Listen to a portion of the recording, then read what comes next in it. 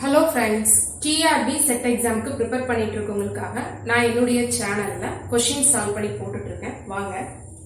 Let the linear transformation T from r cube to r squared be T of xyz is equal to x, y plus for all xyz belongs to r power 3 with respect to standard basis of r power 3 and the basis 1, 0 1, 1 the collection of r squared. What is the matrix representation of T? Matrix representation of T கண்டிப்பா இது ஒரு question நம்ம TRB அல்லது செட்ல எதிர்பார்க்கலாம். r power 3 டொமைன்ல இருக்கக்கூடிய r power 3 க்கு standard basis எடுக்க சொல்லிருக்காங்க. கோடொமைன்ல இருக்கக்கூடிய r power 2 க்கு அவங்களே இந்த பேசிஸ் தான் நீங்க எடுக்கணும் அப்படினு கொடுத்துட்டாங்க.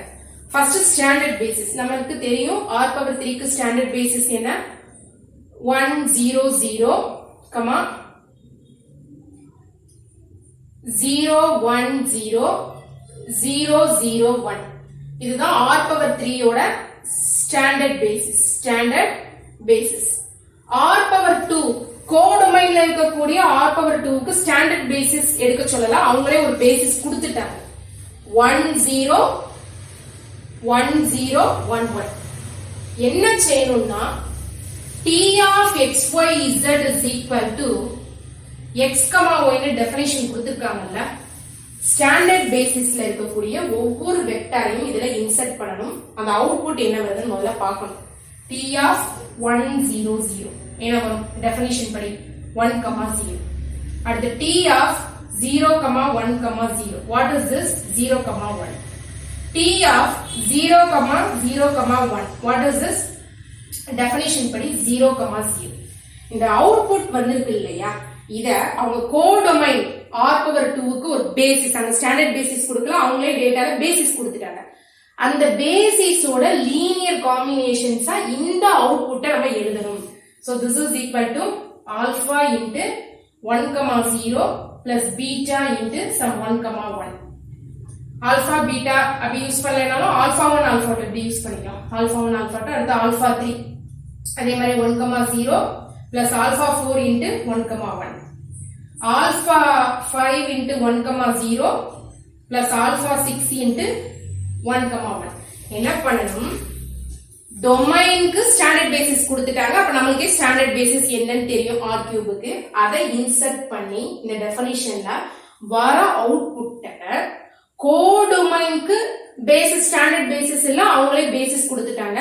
அந்த பேசிஸோட லீனியர் காம்பினேஷனா எழுதணும். இப்ப நம்மளோட வேலை alpha 1 alpha 2 alpha 3 alpha 4 alpha 5 alpha 6 கண்டுபிடிக்கிறதா. இது என்ன ஆல்பா 3 ஆல்பா 4 என்ன ஆல்பா 5 ஆல்பா 6 என்ன. ஒரு மேட்ரிக்ஸ்ல alpha 1 alpha 2 alpha 3 alpha 4 second row alpha 5 alpha 6 இது போட்டோம்னா இது transpose of matrix representation of the linear transformation. இப்படி எழுதுறது என்னது டிரான்ஸ்போஸ் ஆஃப். அப்ப நம்மளுக்கு மேட்ரிக்ஸ் ரெப்ரசன்டேஷன் தானே தேவை. அப்ப இதுக்கு டிரான்ஸ்போஸ் எடுத்துருங்க. Alpha 1 alpha 3 alpha 5 alpha 2 alpha 4 alpha 6 இதுதான் நம்மளுடைய ரெக்வயர்ட் ஆன்சர். இப்ப இந்த alpha 1 alpha 2 alpha 3 alpha 4 alpha 5 alpha 6 calculate பண்ணலாமா. ஆல்பா 5 ஆல்பா 6 ஆப்வியஸா 0. ஏன் 0 இங்க லெஃப்ட் ஹேண்ட் சைடுல என்ன இருக்கு 0, 0 தானே இருக்கு ஆர்டர் பேர். அப்ப இங்கேயும் 0 இங்கேயும் 0. லெஃப்ட் ஹேண்ட் சைடுல என்ன ஆர்டர் பேர் இருக்கு 1, 0. அப்ப கண்டிப்பா ஆல்பா 1 ஓட பிளேஸ்ல 1ம் ஆல்பா 2 ஓட பிளேஸ்ல 0ம் வரும். நம்ம கால்குலேட் பண்ண வேண்டியது ஆல்பா 3யும் ஆல்பா 4ம் தான். இப்ப நம்ம என்னெல்லாம் கால்குலேட் பண்ணிட்டோம்னு பாருங்க. Alpha 1 alpha 2 1 0 alpha 3 alpha 4 calculate பண்ணனும். இது 0 0 ஓகேவா. இப்ப ஆல்பா 3 ஆல்பா 4 எப்படி கால்குலேட் பண்ண போறேன்னு பாருங்களேன். இங்க என்ன இருக்கு ஆர்டர் பேர் 0, 1 ஆல்பா 3 உள்ள கொண்டு போங்க. Alpha 3 into 1 alpha 3, 0 plus alpha 4, alpha 4 என்ன வரும் ஆல்பா 3 இங்க பிளஸ் தானே இருக்கு. சோ இங்க இருக்கக்கூடிய ஃபர்ஸ்ட் கோஆர்டினேட்டையும் இங்க இருக்கக்கூடிய ஃபர்ஸ்ட் கோஆர்டினேட்டையும் நம்ம ஆட் பண்ணுவோம். Alpha 3 plus alpha 4, 0 plus alpha 4 alpha 4 is equal to 0, 1 அப்ப நமக்கு என்ன வரும் alpha 3 plus alpha 4 is equal to 0. Alpha 4 is equal to 1. Alpha 4 ஓட வேல்யூ 1 நால alpha 3 plus 1 is equal to 0, alpha 3 is equal to minus 1. இப்போ alpha 3 minus 1, alpha 4 plus 1. இது அப்படியே transpose. இப்போ கிடைச்சிருக்கிறது இது வந்து என்னது, இந்த ஃபார்ம்ல எழுதியிருக்கோம் இல்லையா, இது வந்து என்னது, transpose of matrix representation of linear transformation. நம்மளுக்கு மேட்ரிக்ஸ் ரெப்ரசன்டேஷன் தான் வேணும். இப்போ 1 minus 1 0, 0 1 0. இந்த ஆன்சர் எங்கமா இருக்கு, C ல இருக்கு. சோ நம்மளோட ஆன்சர் ஃபர்ஸ்ட் क्वेश्चनக்கு C. இந்த ப்ராப்ளம் நல்லா புரிஞ்சிருக்கும்னு நினைக்கிறேன். செகண்ட் ப்ராப்ளம் போலாமா? Second problem, linear transformation T from r power 2 to r power 3 defined by T of x1 x2 is equal to x1 plus x2, x1 minus x2, x2. Then rank of T is, நல்லா கவனிங்க, nullity plus rank is equal to dimension of domain vector space. அது 2-dimensional vector space தானே. அப்ப dimension of domain vector space என்னது, 2. இதுதான் theorem. nullity of the linear transformation T, rank of the linear transformation T is equal to dimension of the domain vector space.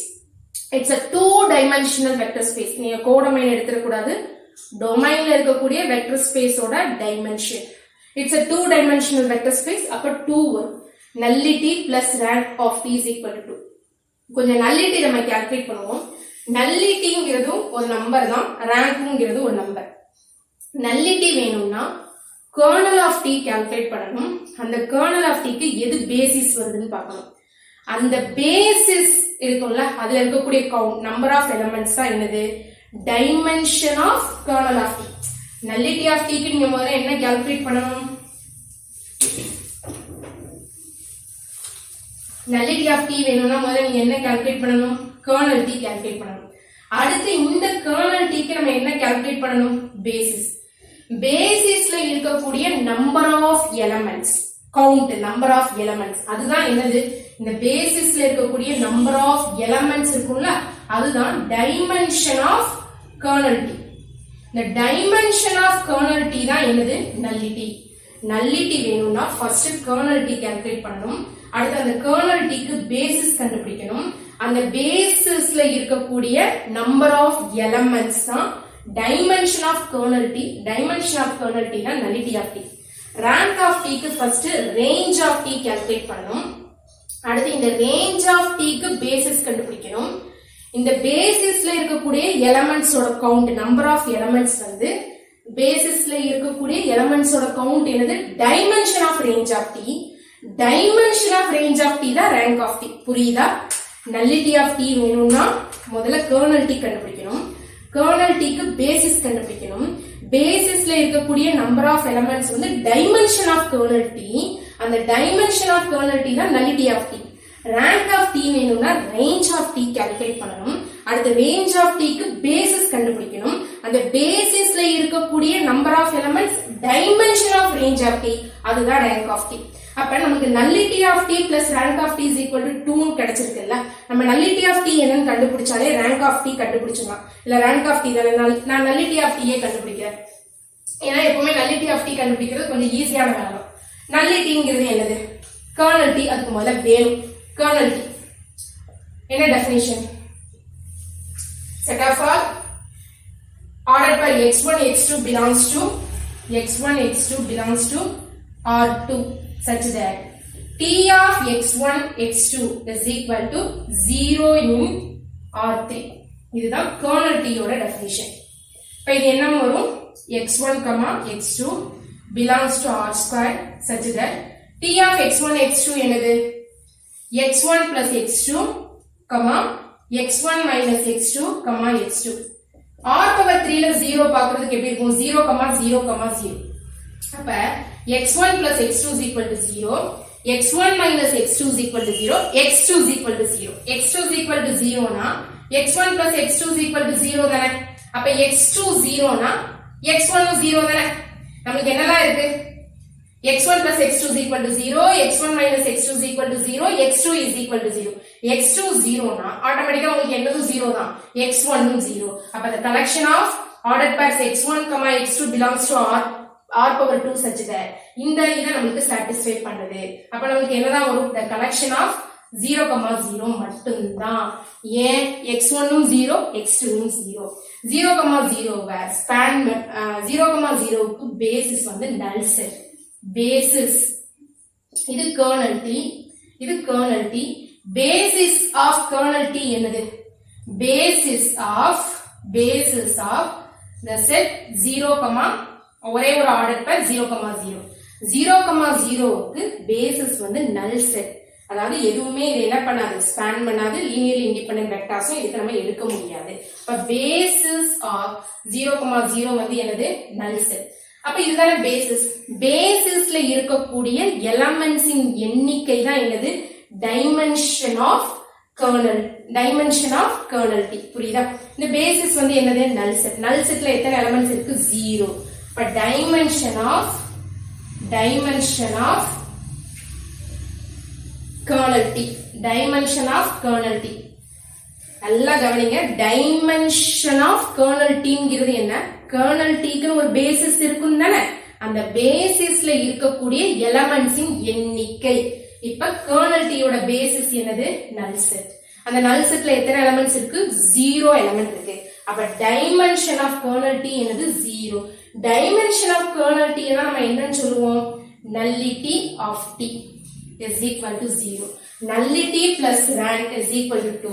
இப்ப 0 plus rank is equal to 2. Rank is equal to 2. எந்த ஆப்ஷன்ல இருக்கு? Option C. 2 answer C2. இந்த ரெண்டு ப்ராப்ளமும் நல்லா புரிஞ்சிருக்கும்னு நினைக்கிறேன். தேங்க்ஸ் ஃபார் வாட்சிங். மறக்காம என்னுடைய சேனலை சப்ஸ்கிரைப் பண்ணுங்க. தேங்க்யூ.